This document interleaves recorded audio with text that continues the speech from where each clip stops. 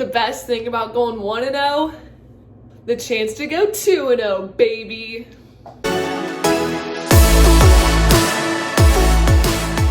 New week, new matchup, back at it again with a game time preview. This time Ohio State, Penn State. Before I even get into it, I would just like to take a second to literally pat myself on the back because I got the score of the Nebraska-Ohio State game right. Like, I wasn't just right, perfect. 52-17 was my prediction. The goal is to put a little blurb right here of me saying that. Odds of me figuring that out, slim to none. But I said it. So with that, very excited that we won. Very excited that we won. And like I said, in the words of Urban, the best thing about being 1-0 is the chance to go 2-0. So here we are this week. Our new matchup is Penn State, the good old Nittany Lions. I would be lying if I said I wasn't nervous about this game. And the reason why I'm nervous is because if anybody was watching the TV on Saturday, which we all know I had my eyes glued to it from about 10 o'clock till midnight, Penn State lost to Indiana by 1 in overtime on a very controversial play that even I don't really know. It really could have gone both ways. Either way, they lost, and now Penn State is literally, okay, I don't need to say literally, but they're literally in a do or die situation, which just puts the stakes a little bit higher. They're playing at Penn State. Yes, it's not gonna be a wide out atmosphere, which really, if it was, I would be probably like ever so slightly just peeing down my leg. So thankfully it's not, but still, it's still gonna be a hard test. Even Ryan Day said we have a huge task ahead of us, so I think we all are understanding the situation here. Coming into this game, prior to Saturday, Ohio State was opening as 8-point favorites. And by Saturday evening on some online sports books, Ohio State was already up as 13-point favorites. However, like I said, and I will keep saying, does not ease my mind. I'm used to the Ohio State where literally every year we had that one game. Last year we didn't, but I'm used to it. Okay. So Ohio State currently, the spread that I looked at, we're opening as 10.5-point favorites over Penn State. ESPN, I looked this morning, has them currently at a 79% chance of winning with Penn State at 21%. So looking just comparatively on how Ohio State and Penn State performed for the first game of the week, Ohio State had a total of 491 yards, 276 of them were passing, and 215 were rushing. On the other side, Penn State accumulated 488 yards, 238 passing, 258 rushing. So initially, stop here. I was listening to Urban after the game on Saturday. They were doing the analysis from the Nebraska-Ohio State game, and he pointed out that the one thing he would always focus on while he was coaching was making sure that their total yards were equally split between rushing and passing. They could hover around that 250 mark. That was his ideal goal because it made it harder for other teams to scout them because they're not one-dimensional. They're a threat on both sides, passing or rushing. So when I looked and I saw Penn State's total rushing or total yards and how they were pretty equally split around that 250 mark, like Meyer described, I was like, why can't you just be one-dimensional, Penn State? And I think that's the one thing I have to keep reminding myself. Yes, Penn State just lost to Indiana. Really, barely. I mean, Penn State did so many things wrong. They had 3 turnovers, 3 missed field goals, and then that literally last-second touchdown to send it into overtime. They shouldn't have lost.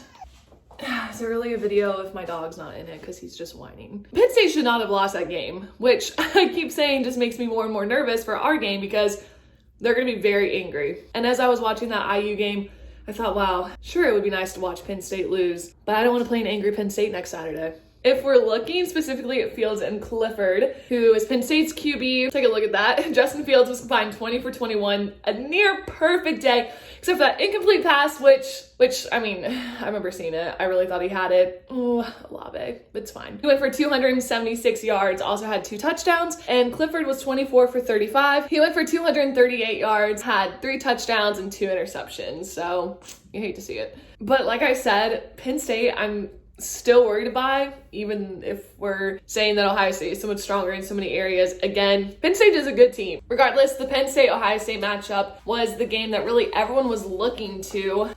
Penn State is a good team, and I think we all, as we were analyzing the season and trying to think of what was going to happen, realized that this matchup was a very significant game, again, regardless of what happened this past Saturday. Like I mentioned earlier, Ryan Day knows that this is going to be a challenge, and I think definitely everyone at Ohio State is focused.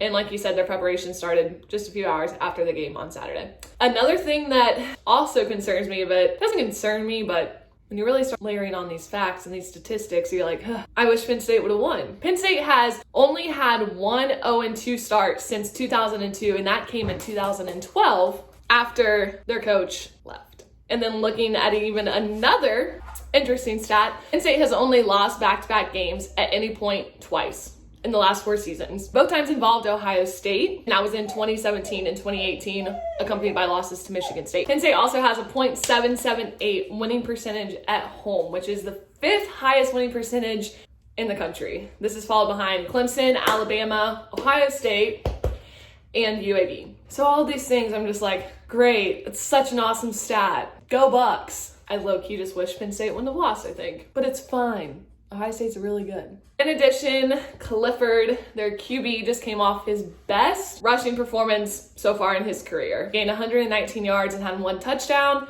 on 17 carries. So that's cool. A lot of people are also saying that he is going to have more options to throw to than we saw with Martinez and Nebraska. So again, making sure that Ohio State's prepared for that, because that was one of our areas of weakness that we saw even early on in the game on Saturday. We saw that Nebraska was able to execute a lot of QB runs and passes to their tight ends. So again, making sure that we can minimize on that with Penn State, since like I mentioned, Clifford's going to have way more opportunities and people that he can rely on compared to what we saw with Nebraska. Now, looking on to my beloved Buckeyes, just a couple brief takeaways from our game on Saturday. I say our game as if I was there playing and a part of it. No, but it's fine.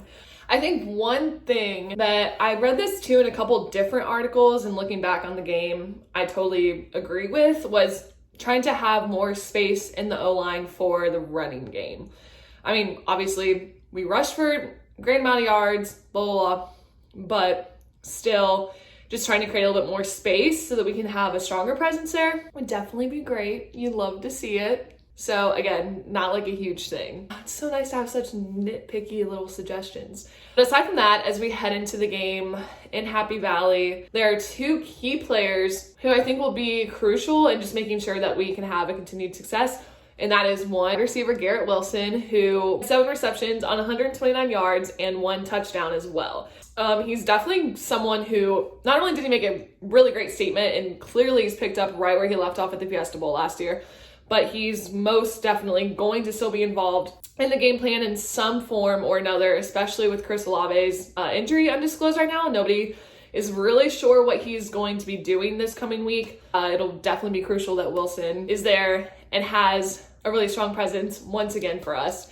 On the defensive side of the ball, I would really just love to give it up for Haskell Garrett. I mean, what a comeback. What a comeback. Literally had the injury to his face a couple months ago where he was shot in the face, and now here he is 2 months later producing sacks on the football field for Ohio State. Absolutely, I mean, amazing. If you look at Garrett's stat board specifically, it's not this overwhelming, I guess you could say like a Chase Young, 5 sacks in a game, whatever, it doesn't even matter. The way that he did have sacks, but you could tell he was there on every play. Every single play he was doing something to disrupt it or throw him off. So again, that's going to be huge, especially when you're dealing with Penn State, who so up and down on their performance. Think about the amount of fumbles and turnovers that Penn State had. If Haskell can get in there and do the exact same thing this week, he will definitely be a disturbance to Penn State's offense. So nobody was surprised by Fields' performance, but once again, huge key piece as we head into our game on Saturday. I need to stop saying "are" because I'm not on the team.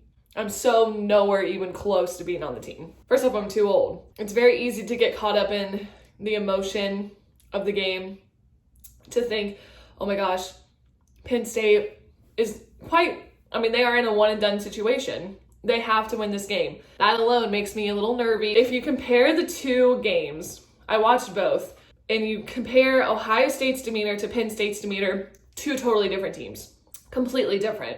Ohio State played with such poise and control, and they just looked like the cleaner team. And then you look at Penn State, forced turnovers, fumbles, just poor control of the ball, constantly up and down. They were never at a point of, say, poise like Ohio State. They never had poise or control of the game, I would say literally for more than 2 possessions. Sitting back, taking a deep breath, and really thinking about that makes me feel better. At the end of the day, I think I'm just love to be dramatic.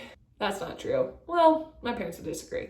I think I it's almost like I'm triggered by the former Ohio State, where they always have that game. Penn State historically too has always just been very close. It's always been a one-score game, a one-point game, a comeback from behind. Don't even know how they didn't win. So it's just what I'm used to. It's just what I'm used to. But as I keep saying, I think this is such a different Ohio State team this year. And with an 8-week season, they are well aware of the stakes. And I keep saying, well, Penn State knows that they have to win this game. Ohio State knows they have to win this game, Hannah. Ohio State knows they have to win this game. Listen to yourself. I am deciding the score of the game, 38-17. Don't ask me why. It's just 2 weeks in a row I picked 17. I could also see it being 38-21 or like 45-20. Hannah, pick one. 38-17. I also feel 38-21. I'm going 38-17 on the game this week. Don't ask me why. This is me signing off for week 2. And I'm going to stop this now because I hate ending these. So